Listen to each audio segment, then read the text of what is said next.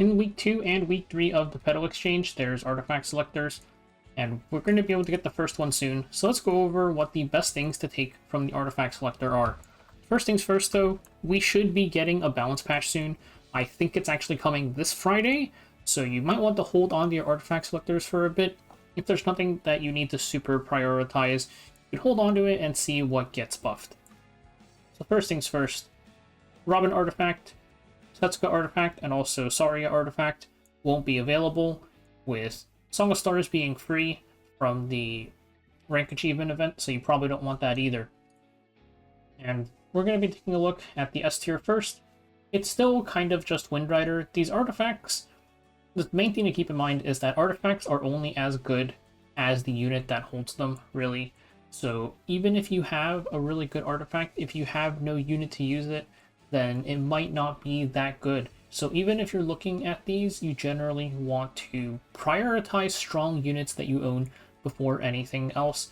S tier is just ones that are pretty flexible, like even if you don't have, let's say you have no units, like you're just starting out or you have everything already, these artifacts are typically good for future units just because of how generally strong their effects are.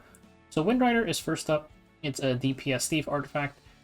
The amount of attack that you get from it, like the snowball effect with the bonus attack plus the stealth is really nice for protection. They've been releasing a lot of like DPS type thief artifacts recently. Some are photogenic. The one that just came out, the Zombie Zeo artifact, I forgot the name, but I think even with that in mind, Windrider is still really, really good. There's nothing that really specifically fulfills its effect of having both like stealth protection and also the bonus attack on the kill. Summer Photogenic is pretty close with how prevalently the scales is right now, but it is a limited artifact. So Windrider is still here at the top. There's also Sigrid Scythe. Sigrid Scythe is a bit weird just because it feels like most of its users aren't super strong right now. The main user of this is Bystander Hua Young, but then past that, it kind of falls off pretty hard. But it's really good for any sort of attack scaling warrior bruiser. So anytime they release one, there's a decent chance they're going to use Sigrid Scythe unless they have some sort of built-in like Sigurd's effect in their kit already and they want to prioritize something else. But this is just a really good artifact for bruisers. ML Ken can also use this even if he's not super strong right now. There's also Bird's Eye View. Bird's Eye View, Soul Generation artifact. You can use this. I mainly use this for Arena and Guild War. I think it's just super strong there because you can set up so many cleaves with all of the extra souls that you get. Rita uses this really well. You can also use this, especially because in Guild War and Arena, you're using more like set teams. You'll be able to just move this onto a team, and if you need the soul for the soul burn, you can just get it from here. So this is just a really nice artifact to have. Generally, people say you want to only plus 24 it, which is more or less fine, because that makes it so that if you're opening with somebody, plus 24 gives you 18 souls, so even a S3 that only gives 2 souls, like free to S3, will get you to 20. In some situations, you might find yourself wanting the full 30, it just kind of depends. But this artifact works really well even at like low dupes, because a plus 15 one still gives you enough to do a 10 soul burn or something. Sword of a Blue Rose, new. This is the first time it's available in an artifact selector, I'm pretty sure. This artifact might be a little bit high. I wasn't sure whether to put it here or here. This artifact is just, if you soul burn to do damage, then this artifact is good. The only thing is that there's not like too many units that really fill that niche right now, especially because this only gives you damage and 10 souls. There's no sort of sustain, so it's a really bursty artifact. Guard Captain Crow is definitely like the premier user of this, but you can use this in Guild War or something if you're just running a comp that uses soul burns to kill something and you want to guarantee the kill. This is the highest possible damage you're going to have, pretty much. I kind of just have this up here because I really like soul generation artifacts, so I'm putting this a little bit higher than it should be, maybe. Then there's Holy Sacrifice and Renewed Will. These both need plus 30 for consistency, but I think they're still pretty good even like without it. Renewed Will may be a bit more so because you at least have the attack, though we'll talk about that later. First up, Holy Sacrifice. This just gives you a barrier or revive, a barrier and revive when your character dies for knights. Again, it's RNG if it's not plus 30, but I don't think that could stop you from picking one up if you like don't have anything that you're super prioritizing over this, because you're gonna have to start somewhere to get it to plus 30. So this is just good for like any knight, pretty much. Any knight that isn't holding Aureus will be able to use this really well, especially if they're a knight that tends to get focused down. They're just gonna come back and they're gonna have to try and kill them again. But it's really good artifact. Renewed Will, insane cleave artifact. Whether you're using it on like a ranger opener, so any ranger AoE opener uses this super well. Briar Witch's area came back for a little bit. Litica used this before she sort of fell out. And just if they ever release like another AoE ranger opener, they'll be able to use this. And even for some of my arena cleaves where I had Briar Witch at a not as an opener but as like the first DPS, the CR push and the bonus attack was nice to push up my actual DPS, which was like BBK or Genesis Ross or something. So it is really, really nice artifact. The one main issue with this artifact is that the CR pushes proc per unit. So that makes not having this plus 30 a little bit more annoying, because then let's say you're opening with Briar Witch and she goes first. If it's a situation where like you're going to outspeed anyways, regardless of whether you push or not, it's still a problem because you're gonna push like one unit and not push the other, and it's gonna mess up your tuning sometimes. But really nice artifact so long as you can get it to plus 30 for the best consistency. Or you can just roll with the RNG. And then we have A tier. These artifacts work on like a couple of units, or some of these can arguably only work on like one unit, but this is pretty much like, again, if you have units that need these artifacts, you can definitely prioritize these over the ones up here. Golden Rose is pretty much like an HP def scaling bruiser warrior artifact. It's an alternative to Sigurd's. Instead of having attack boost, you get damage boost and only above 50%. And then once you drop below half, you heal, but not as much as Sigurd's. Sigurd's has much more healing below half. So pretty much Golden Rose is only for HP and def scalers. If you're attack scaler, you definitely go Sigurd's. Or even on some non-attack scalers, if you need the healing more, you're still going to go Sigurd's because of the higher healing value.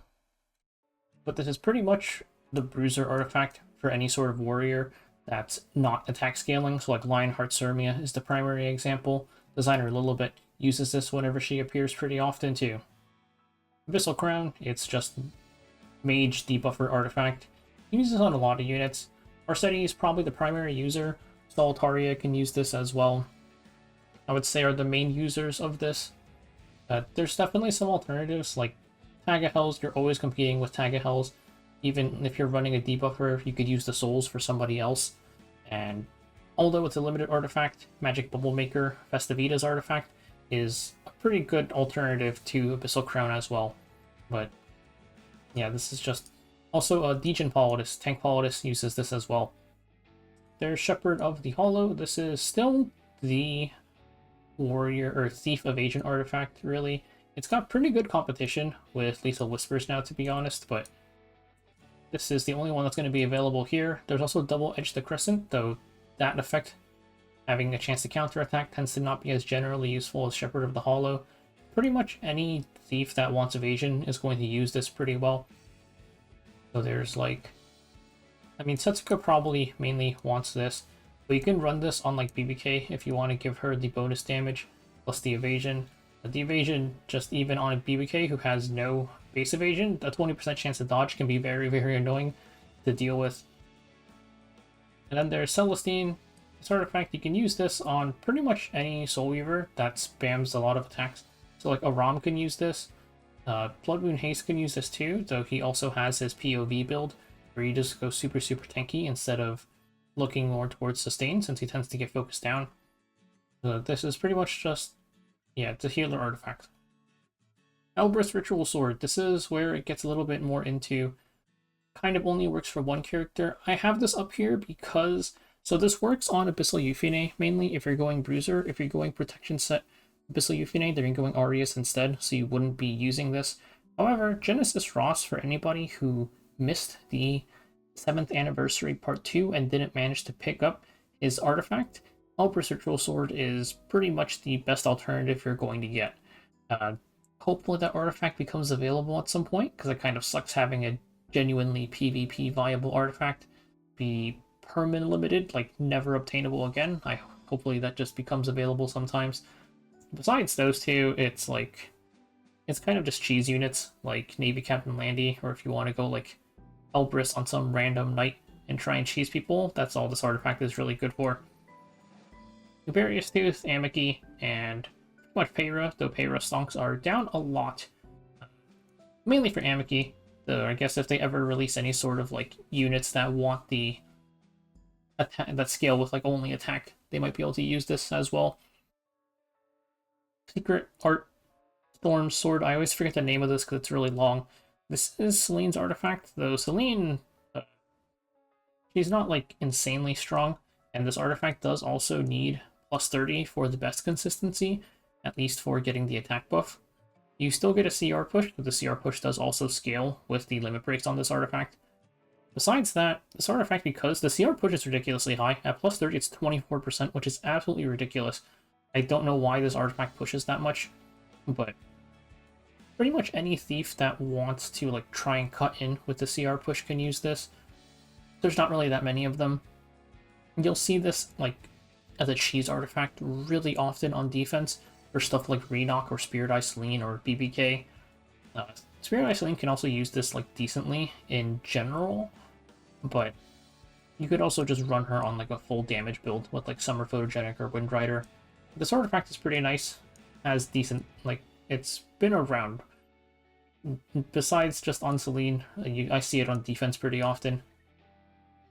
So then B tier, these artifacts are a lot more specific. Kind of like, this is just one character you're going to want this on. So Alexa's Basket is here for Arbiter Vildred. Really, that's about it. You could also use this on BBK and move this over to her. I don't think Arbiter Vildred is like really strong enough to justify getting this artifact right now, but it is kind of fun just having the greater attack buff chance, and like I said, you can put this on BBK and then even some other thieves if you want to gamble the greater attack chance. Rise of a Monarch is for ML Ilanav, though right now, again, she is on mainly Prot Aureus for most people, I think, so this might not be necessary. It's only if you're going Bruiser on her that you need this artifact, or that you want this artifact rather. These two, so Unseen Observer gives you 10 souls after you use an on-attack skill, and also CR pushes you. This I mainly use on Politis for Guild War every once in a while. The souls gives you like good offensive power. You can soul burn the next unit that goes if they're 10 soul burn, like Genoa or something. And then this one needs plus 30 for consistency, but it gives you free effectiveness and then a chance to stealth the unit in the back. These are both kind of ML Politis artifacts, though it's worth keeping in mind that Saria artifact that's coming out is also pretty good for her, because it CR pushes both her and the backline. So that's something to keep in mind if you're picking up either of these. Elegate Candlestick, this, if you like, you need to know what you're picking this for. This is just a defense break artifact. It's competing with Renewed Will as like an opener artifact for Rangers. The Death Break can be nice in certain setups. This is definitely really niche. And then there's Passion of Perlucia. There's too many good knight artifacts, honestly, like Aureus, Crown of Glory, Holy Sacrifice, but if you find yourself needing the barrier and immunity, this can be useful, especially in like the controlled PvP settings, Guild War and Arena, where you know that you're going to get use out of it. And then here, it's just some like random artifacts for anybody who just really wants to do PvE, I guess. I don't think any of these are super necessary. Like Bloodstone, you only use this for Kana in Earth Expedition, though you can one-shot Earth Expedition without Kana at a pretty consistent degree, though it is more gear reliant. Besides that, you don't really use Bloodstone anywhere. Etika Scepter is also Earth Expedition. You only use this for Ball and Sezin or Tenebria, and that's pretty much it. This actually does get some usage on slow New Moon Luna for some people. I just have Monotaga Health still, even on my slow build. But maybe this could be like up here or something. And then Touch of Rekos, AoE, heal every time you get hit. Actually kind of nice to sustain, as decently nice in certain PvE settings, mainly Hall of Trials and Ancient Inheritance, but there's also Rod of Amaryllis, which I'm putting in PvE tier because I don't think Diane is really strong enough to justify saying this is a PvP artifact at this point. Like, you can use her for Guild War and stuff, but that's pretty much it. And this is the healing, or the non-attack skill version of Celestine, pretty much. That's it for the artifact selector, though. We've only got 2 this time, but better than nothing. I actually have no idea what I'm picking up, so I gotta go figure that out. But hopefully this helps you guys figure out what you're picking up.